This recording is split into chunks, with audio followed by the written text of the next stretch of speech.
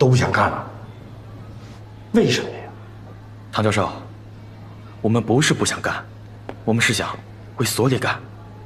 这不都一样的吗？回去踏实一点。朝信又没欠你们工资，有什么不踏实的？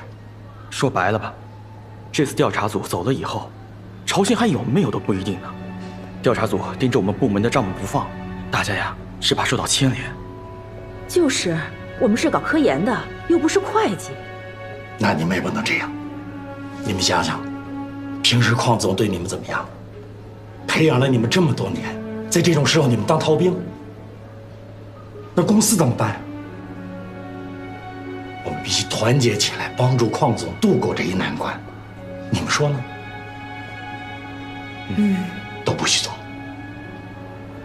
听我的，啊。嗯。